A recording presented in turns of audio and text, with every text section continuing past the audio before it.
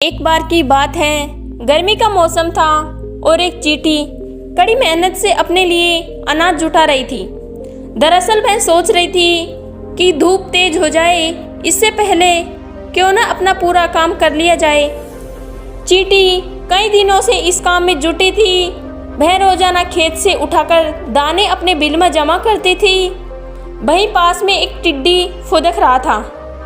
मस्ती में वह नाच रही थी, गाना गाकर जिंदगी के मजे ले रही थी।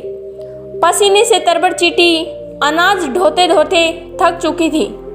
पीठ पर अनाज लेकर बिल की तरफ जा रही थी, तभी टिड्डा फुदक कर उसके सामने आ गया। बोला, प्यारी चींटी, क्यों इतनी मेहनत कर रही हो? आओ मजे करें। चींटी ने टिड्डी को नज़रअंदाज किया और खेत से उठाकर एक एक दाना अपने बिल में जमा करती रही। मस्ती में डूबा टिड्डा चींटी को देखकर हंसता और मजाक उड़ाता। उछल कूद करता उसके रास्ते में आकर कहता, प्यारे चींटी, आओ मेरा गाना सुनो। कितना बढ़िया मौसम है, ठंडी हवा चल रही है, सुनहरी धूप है। क्यों मेहनत करके इस खूबसूरत दिन को बर्बाद कर रही हो? टिड्डा की हरकतों से चींटी परेशान हो गई।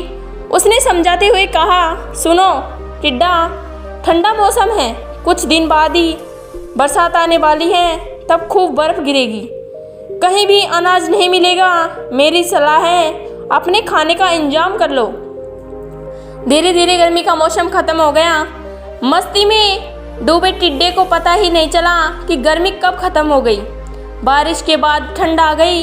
कोहरे और बर्फबारी की वजह से बेमुश्किल सूरज के दर्शन हो रहे थे।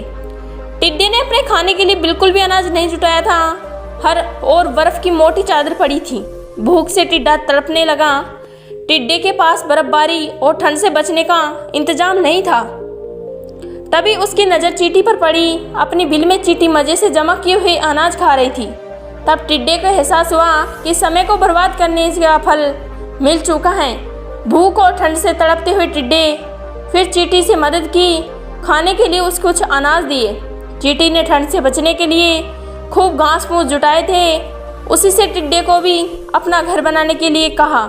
इस कहानी में हमें सीख मिलती है, अपने काम को और मेहनत लगन के साथ करना चाहिए। उस वक्त भले ही लोग मजाक उड़ाए, लेकिन बाद में ही वे लोग तारीफ करेंगे। यदि आपको मेरी वीडियो पसंद आई हो तो लाइक एंड सब्सक्राइब कीजिए। धन्यवाद।